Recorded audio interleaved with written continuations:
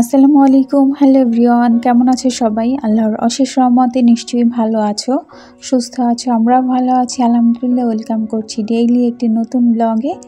বিসমিল্লাহির রহমানির রহিম। এই তো সকালেই বাবাটাকে নুডলস বানিয়ে দিয়েছি, আর আলহামদুলিল্লাহ নিজেই প্রায় অর্ধেকটার মতো খেয়ে নিয়েছে। এই প্রথমবার ও নিজের হাতে এতটা খেয়েছে। ও কিন্তু সহজে নিজের হাতে কোনো খাবার খেতে চায় না, তাই তোমাদের মাঝে শেয়ার করলাম। তো এছাড়াও আজকের ভিডিওতে শেয়ার করব কিভাবে শুটকি ও গাজর সংরক্ষণ করলাম। এছাড়া বছরের প্রথমবার বাসায় শীতের পিঠার আয়োজন করলাম, আর সকাল সকালই নাকি যুদ্ধ শুরু করে দিয়েছি। তো কিসের যুদ্ধ শুরু করেছি তাও তোমাদের মাঝে শেয়ার করব। তো অবশ্যই কিন্তু পুরো ভিডিওটা তোমরা দেখো, স্কিপ করো না। আর ভিডিওটা যারা দেখছো এই মুহূর্তে এখনও পর্যন্ত একটা লাইক দাওনি বা লাইকটা দিতে ভুলে গেছো, তারা কিন্তু অবশ্যই মনে করে লাইকটা দিয়ে সম্পূর্ণ ভিডিওটি দেখো। প্লিজ স্কিপ করো না, কারণ তোমাদের মূল্যবান লাইকের কারণেই কিন্তু আমার ভিডিওটা অন্যদের কাছে পৌঁছাতে সাহায্য করে। আর এদিকে দেখো, এই যে আম্মুর হাতের পাটায় মাখা ভাত খাবো অনেক দিন পরে। আসলে মায়ের হাতের যে কোনো খাবারের স্বাদই কিন্তু অতুলনীয়। আল্লাহ মায়ের হাতে জাদু দিয়ে দিয়েছে। মা যেভাবেই রান্না করুক না কেন, মায়ের হাতের খাবার কিন্তু অসম্ভব মজা। আর নিজে এভাবে পাটায় ভাত মেখে খেলে অতটা ভালো লাগে না যতটা আম্মুর হাতে খেতে ভালো লাগে। তো সকাল সকাল উঠেই কিন্তু এই যে রান্নার যুদ্ধ শুরু করেছিলাম। তো আম্মু আজকে বলছিল, রাত থেকেই বলছিল মাছ টাছ খেতে ইচ্ছে করছে না, যে একটু ভর্তা টর্তা ডাল টাল হলে খেতে ভালো হতো। তো ভাবলাম সকাল সকাল উঠেই তাই লাউ দিয়ে ডাল রান্না করেছি। এছাড়াও সিম, শালগম, আলু, মূলা দিয়ে একটা নিরামিষ সবজি রান্না করেছি শুকনো করে। আর এদিকে এই যে আম্মু কাঁচামরিচের ভর্তা বানিয়েছে, আর এই ভর্তাটা কিন্তু অসম্ভব মজা হয়েছে। যে একটু কচি কচি কাঁচামরিচগুলো ছিল সেগুলো বেছে নিয়ে আম্মু পেঁয়াজ রসুন দিয়ে, আর সাথে কিছুই কিন্তু দেয়নি, তাও অসম্ভব মজা লেগেছে। এখন মা মেয়ে কিন্তু এই যে মিষ্টি রোদে বসে খেয়ে নিচ্ছি। আর আম্মু এই যে কালো জিরা ভর্তা বানিয়ে এনেছিল। ভর্তাটা কিন্তু কালো জিরা আর হলো শুকনো মরিচ আর রসুন দিয়ে বানিয়েছে। একসাথে ভালো করে ধুয়ে শুকিয়ে নিয়ে সুন্দর করে ভেজে নিয়ে তারপর ব্লেন্ড করে নিয়েছিল। আর গরম গরম ভাতের সাথে কালো জিরা ভর্তা, মরিচ ভর্তা অসম্ভব ভালো লাগছিল খেতে। তো এই তো সকালের খাবারটা খেয়ে নিয়ে একটু রং চা বানিয়ে নিয়েছি। এর মধ্যে আমার যে হেল্পিং হ্যান্ড উনিও চলে এসেছিল, তাই তিনজনের জন্যে চাটা ঢেলে নিচ্ছি।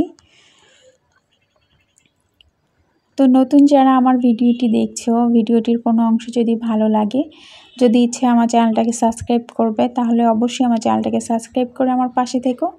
পাশে থাকা বেল বাটনটা প্রেস করে দিও, যাতে আমি ভিডিও আপলোড করার সাথে সাথে তোমরা নোটিফিকেশন পেয়ে যাও আর তোমাদের সময় মতো দেখে নিতে পারো। আর যারাই সাবস্ক্রাইব করো তারা প্লিজ তুলে নিও না, আমি অবশ্যই তোমাদের সাপোর্ট দিয়ে আসব, আমার পাশে থেকো। তো সকাল সকালে যেহেতু রান্না করে নিয়েছি আর অন্য কোনো ঝামেলাই ছিল না। তো এদিকে আরাফের পাপা কিছু শুটকি এনেছিল। তা আমি সব সময় যখনই বাসায় শুটকি নিয়ে আসে, আমি শুটকিগুলোকে কিন্তু খুব ভালো করে রোদে শুকিয়ে নেই। রোদে শুকিয়ে নিয়ে তারপরে কিন্তু আমি একটা বক্সে ভরে আমি নর্মালি ফ্রিজে রেখে দেই। এভাবে কিন্তু শুটকিগুলোর ঘ্রাণও ঠিক থাকে, আর অনেক দিন শুটকিগুলো ভালো থাকে, স্মেলও নষ্ট হয় না। তো তোমরা কিন্তু এইভাবে শুটকিগুলো সংরক্ষণ করে রাখতে পারো। আর এদিকে এই যে দেখো, কিছু গাজর কুচি করে নিয়েছি। আরাফের পাপা একটু গাজরগুলো বেশি এনেছিল, তো ভাবলাম কিছুটা গাজর সংরক্ষণ করে রেখে দেই। আমি সব সময় গাজরটা আমি সংরক্ষণ করে রাখি। কিছুটা এরকম একটু মোটা করে কেটে নিয়েছি, এটা আরাফের তরকারিতে যেন দেওয়া যায়, যার কারণে তো আমি আরও এইভাবে রাখবো। এখন অল্প পরিমাণেই নিয়েছি, আর আমি এটা কিন্তু হালকা একটু ভাপ দিয়ে তারপরে আমি ফ্রোজেন করে রেখে দিই। আর এদিকে এই যে রাতে আরাফের পাপা পিঠা কিনে এনেছে। আসলে বাসাতে ওইভাবে তো লার্কির চুলার ব্যবস্থা নেই, যার কারণে পিঠা কিনেই খেতে হয় শহরের বাসাগুলোতে। আর গ্যাসে তো অত সুন্দর কিন্তু পিঠা হতে চায় না, যার কারণে পিঠা কিনে এনেছে। আর এদিকে এই প্রথমবার কিন্তু বাসায় পিঠার আয়োজন করেছি।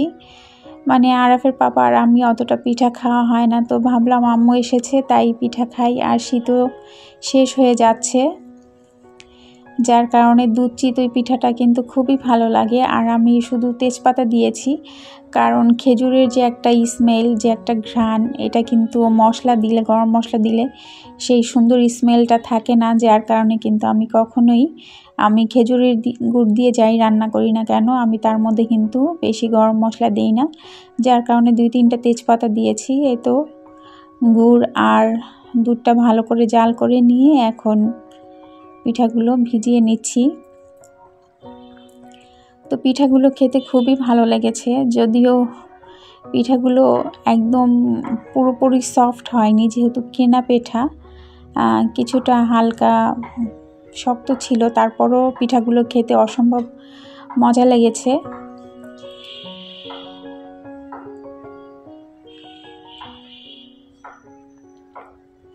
তো এইভাবে কিনে পিঠা এনে কিন্তু খুব সহজেই ভিজে নেওয়া যায়। তো এই যে দেখো পিঠাগুলো কতটা সুন্দর হয়েছে।